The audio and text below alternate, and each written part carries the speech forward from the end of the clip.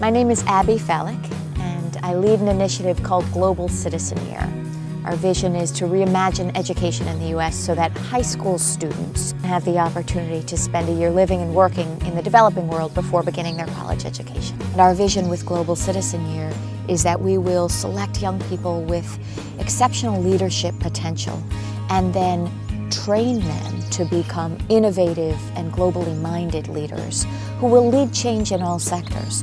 Imagine a new generation of leaders in this country, leaders who speak new languages, who very instinctively integrate global perspective into what they do, and who have an entrepreneurial spirit and a social impact approach. The idea that their work has the ability and really necessity to help improve other people's lives. I think we're just now, as the students return, beginning to really understand the deeply transformative impact of this experience. What I've observed from our first group of students is mostly about their inner development.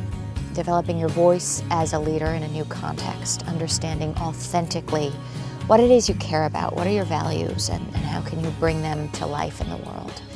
And so the vision is that all of these skills will enable our participants to arrive in college with a much clearer sense of who they are, what it feels like to really be part of a global community, how to be intentional about higher education. It allows them to land with their feet on the ground beginning in their freshman year. Our mission really has these dual benefits. It's about preparing young American leaders for college and for their careers, and it is in equal measure about supporting local efforts on the ground in the communities where we work in Asia, Africa, and Latin America.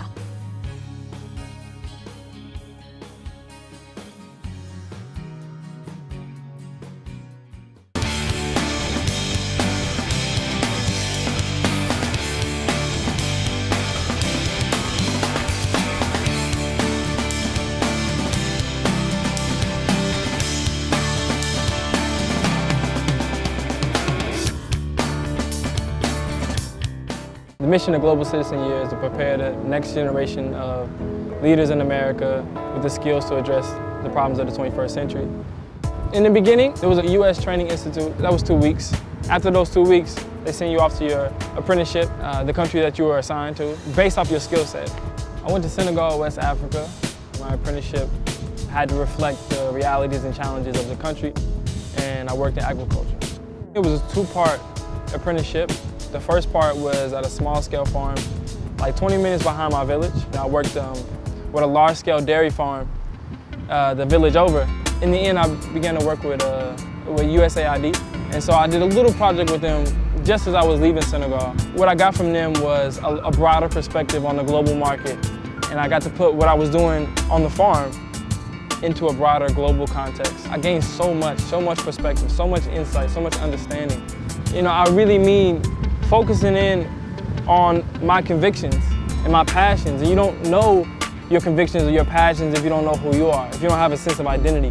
Taking this gap year definitely helped that solidify, helped me gain a deeper sense of identity and how I fit in the world, how I can effectively move through the world to get the things and the goals that I have to accomplish them.